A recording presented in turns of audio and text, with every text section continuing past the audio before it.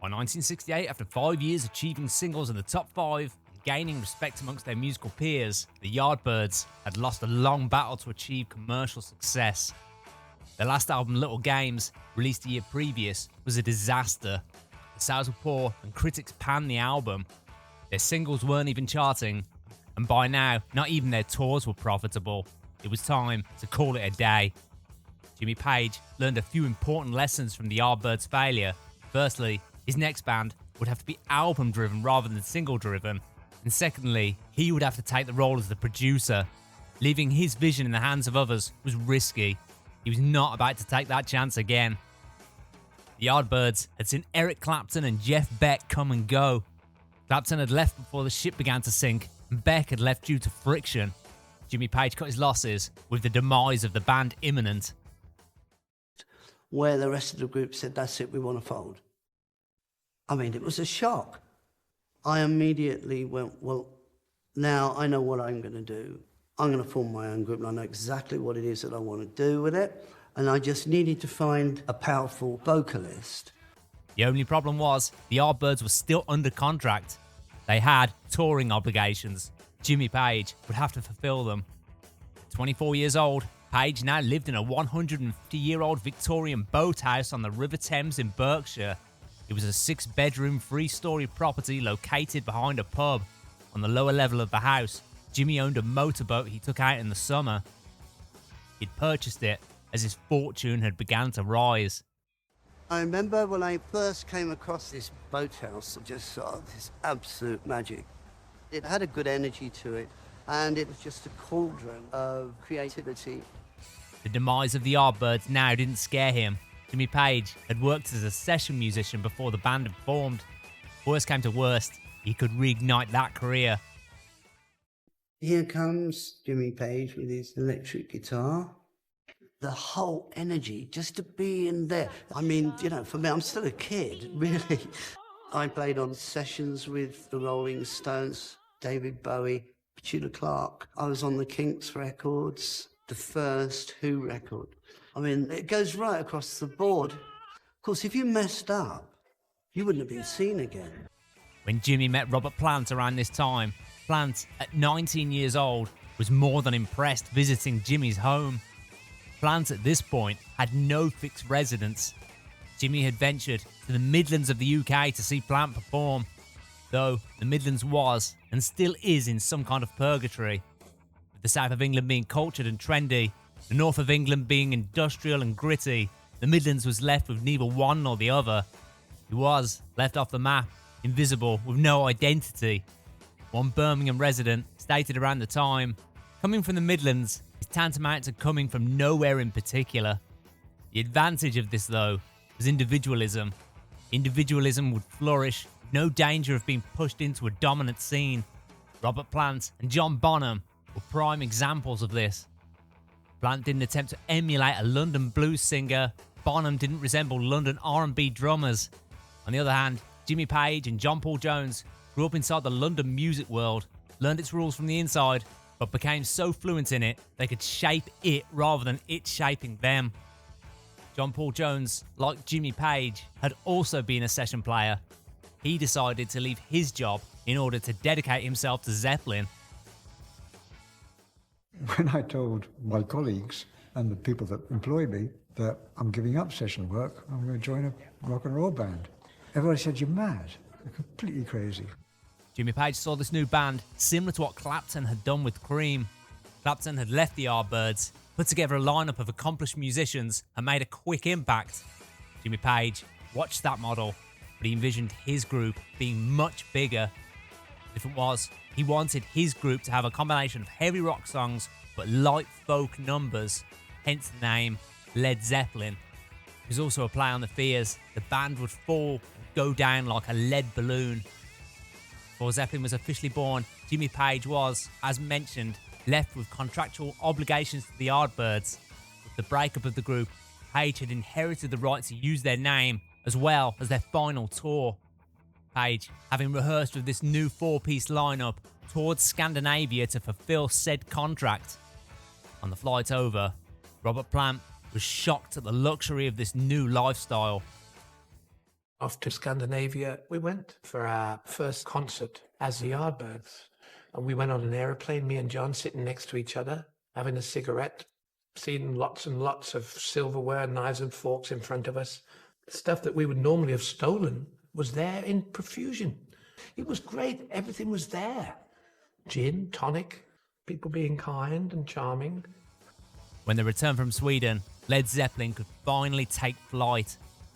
Before they had secured a record deal, Jimmy Page decided they should record an album. It would avoid any outside interference, but it would mean he had to pay for studio time himself. Therefore, the album would be recorded with just 30 hours of studio time. Considering the attention to detail put in, it was an astonishing feat. Olympic Studios was chosen and sessions began on the 25th of September 1968. They'd given themselves 2 weeks rest after returning from the Scandinavian tour, enough time to come in fresh for the album. The idea of their self-titled album was simple: recreate their live act, and that's exactly how it was recorded, live with overdubs added later. Page wanted complete control over this new sound. There was to be no attempt to make hit singles. The focus was on the album as a whole. And I didn't want to be making singles anymore. Being in America and seeing the advent of the FM underground radio, which was playing whole sides of albums, I knew that this was going to be the way to go in the future. So that was my plan, to make albums that would be played a whole side on the FM stations. Glyn Johns, who'd worked with the Rolling Stones, was brought in to engineer the sessions. First song they began work on was titled Good Times, Bad Times. Bassist John Paul Jones had come up with the main riff. Jimmy Page shaped the arrangement, and Robert Plant added autobiographical lyrics. It was neither a political song or mythic. It was a simple tale of heartache and the process of growing up, but with an optimistic acceptance that everyone contributed. Page later said the song was a pivotal moment of how the band were to be. John Bonham's drum part for the song has gone on to become one of the most studied in rock history. For the recording, Jimmy Page brought along his psychedelically painted Fender Telecaster. It had been gifted to him from Jet Beck back in the days of the Yardbirds. Played it through a Supro amp. Through the album, he would play a range of instruments.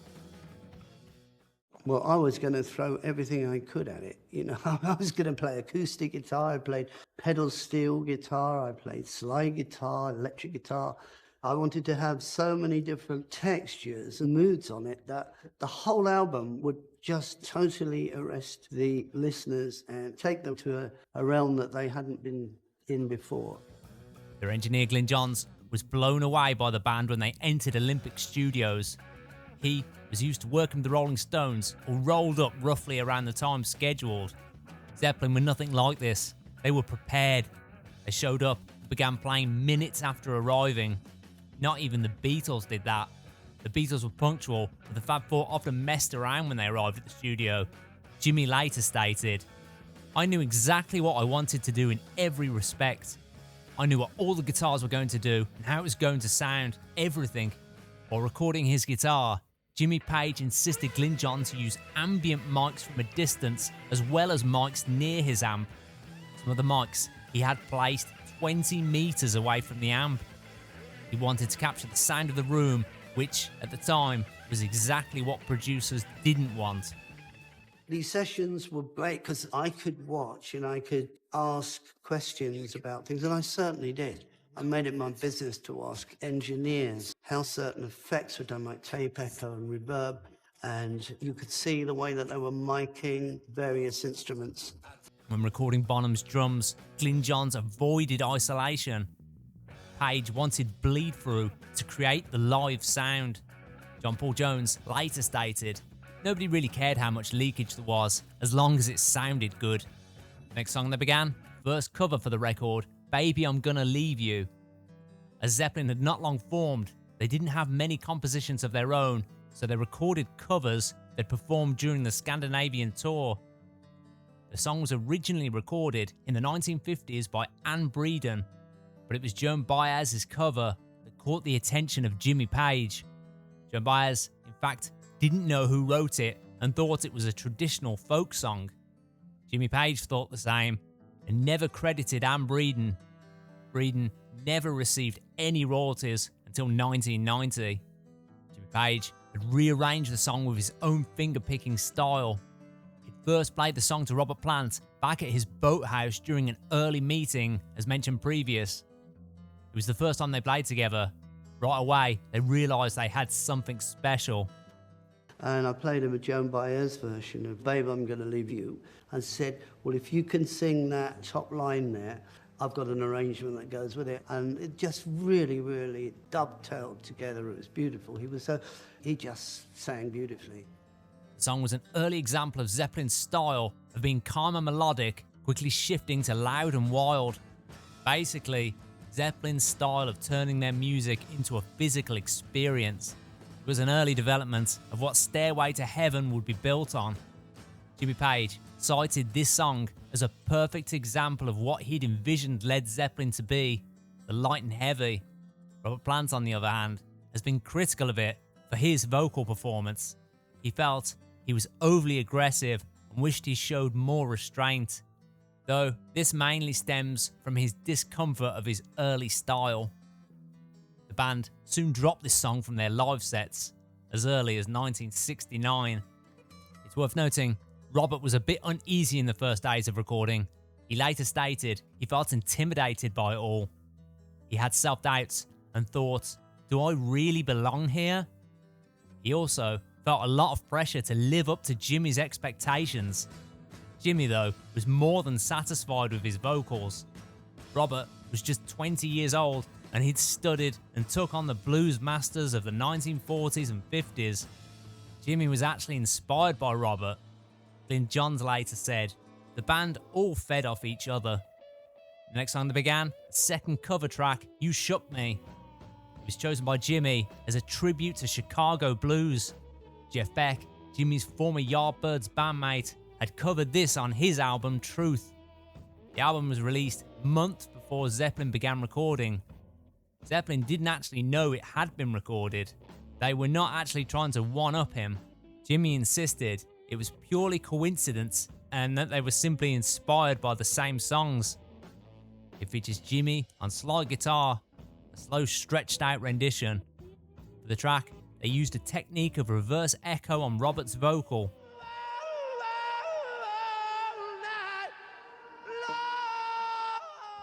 With the effect, you basically hear the echo before Robert sings.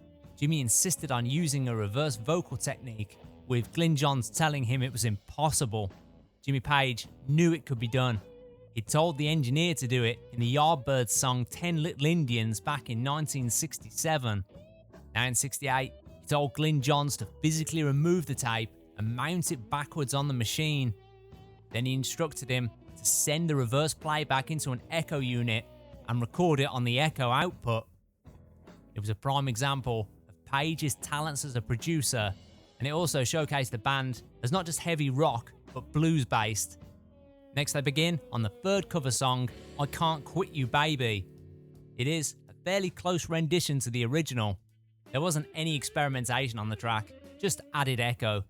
It was a fairly straightforward recording. The song was a regular part of Zeppelin's early set list. It was eventually dropped, but it remains one of Zeppelin's most faithful blues interpretations. Next, they begin on the fourth cover song of the album, Dazed and Confused. This was one of the songs they rehearsed for days at Jimmy's home before going to Scandinavia. When they performed it live, it served as a vehicle for the band to begin an improvised type jam. It could last anywhere from 15 to 30 minutes. When it was released on the album, songwriting credit was strangely given to Jimmy Page and not the original writer, Jake Holmes. Holmes had recorded the song in 1967, but when he heard Zeppelin's cover, he never took legal action. Basically, because he didn't have the money, nor did he want to go up against a major label. Not to mention, Holmes later said he assumed Jimmy Page had changed it enough that fighting it would be pointless. Millions of copies were sold, and Holmes never received any royalties. Holmes contacted Jimmy Page about this in the 80s, but got no response. In 2010, Holmes finally filed a copyright infringement lawsuit. A settlement was reached, and the song was updated to written by Jimmy Page, inspired by Jake Holmes. More legal battles followed when Zeppelin released archival footage containing the song, and Holmes argued this breached the settlement. In 2025, he filed another lawsuit. Another settlement was agreed upon. The next song they begin, Communication Breakdown, was built from one of Jimmy's guitar riffs. John Paul Jones later said, "This is Page's riff. You can tell instantly." Jimmy had come up with the riff while the band were touring Scandinavia. When recording his guitar, Jimmy Page deliberately avoided close miking his amp. Instead, he took his amp to a small room and mic'd it from a distance. He later told of this philosophy: when miking in the studio, distance creates depth. The next song they begin, How Many More Times, Jimmy had built from work he'd began during the Yardbirds. The other parts were created while in the studio. He later described it as made up of little pieces. It was clearly inspired by Howlin' Wolf's How Many More Years. How many more years have I got to let you dog me around? Though the song comes in at 8 minutes and 27 seconds, the original sleeve had it down at 3 minutes 30 to encourage radio airplay. The improvised section of the song, Jimmy used a violin bow to hit the strings of his Fender.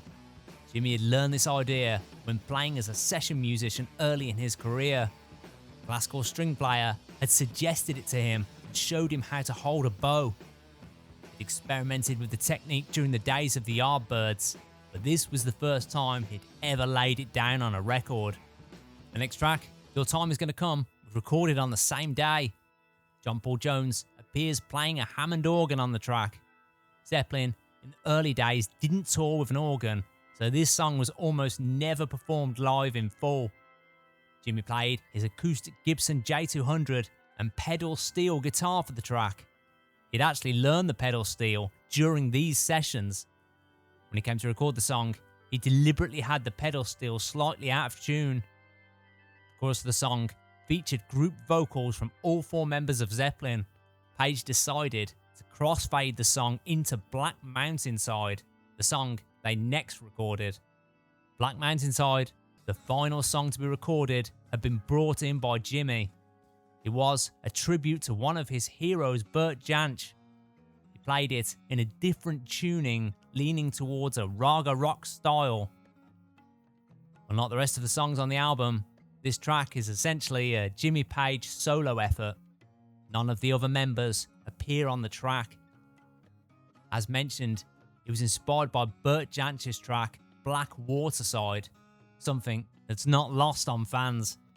He again played his Gibson J200 in dad-gad tuning, demonstrating a repetitive hypnotic mix of folk and Indian music. He would explore this technique more later on. The song also featured an Indian tabla played by a session percussionist. He didn't play along with Jimmy though. He was recorded separately and overdubbed. This was extremely uncommon in British records. This song was another one they never really played live. The reason? It was an acoustic-focused solo number. It would have been out of place on a high-energy electric show. Also, the tabla section would not have been easy to replicate effectively. It was an important track for the album though. It showed the band weren't just focused on loud, high-energy commercial hits. When all was complete, they were ready to approach Atlantic Records with their tapes in hand for a record deal. Atlantic had already agreed with the band's manager to meet after the sessions were complete. They were promised they could have first offer on Jimmy's new band. Jimmy flew over from London to New York straight to Atlantic Records. He went with their manager, Peter Grant, one of the most influential and controversial figures in rock history. Grant notoriously secured incredible contracts for the band, which gave much higher payments and more control than was usual. He literally set new standards for how rock bands were paid by record labels.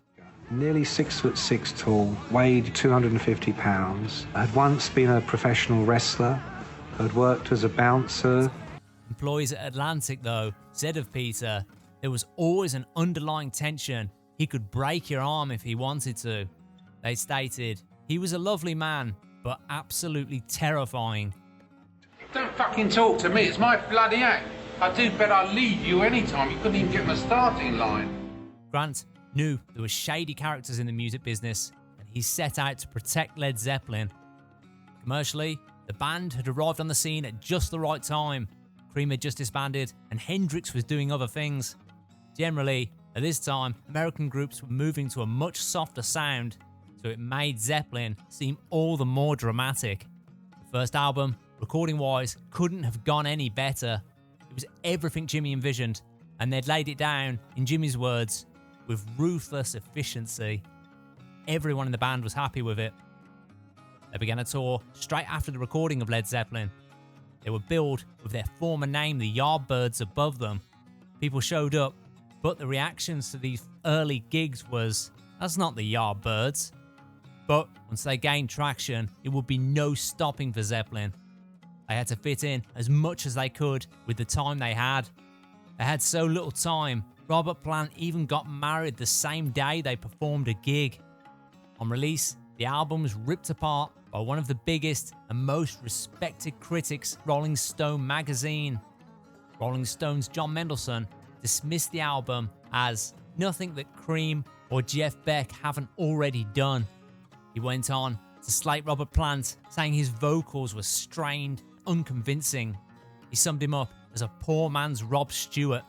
He praised Jimmy Page's guitar work, but slated his production and songwriting ability, calling him a very limited producer and writer of weak, unimaginative songs. The other giant music paper of the time had the complete opposite reaction. Melody makers Chris Welsh said the record just leapt out of you and felt like a great leap forward in the sound you could get on a record. Basically, exactly what Jimmy Page was going for. Welsh emphasised the sonic breakthrough that was taking place on Led Zeppelin.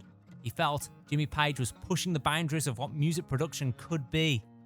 Completely the opposite of Mendelssohn's description of Page as a limited producer. Jimmy Page was shocked and hurt by the Rolling Stone review. He did, however, after reflection, realise the criticism came from the fact they had brought something so different, journalists weren't equipped for it. Despite this, Page refused to talk to Rolling Stone for years afterwards. In fact, all of the band were wary of the press in general after this and refused many interviews, hence why there's little to no interview footage of their early career. For the band, it was now full steam ahead with touring and recording. If their first album had divided critics, the second one was going to blow them away. Thank you to everyone who supports the channel, and if you wish to donate, it would be greatly appreciated. Just click the three symbols next to the video, then the thanks icon, and choose however much you wish to donate. Everything donated goes directly back into the channel to make better quality videos. As always, thank you for watching and stay tuned for the next video.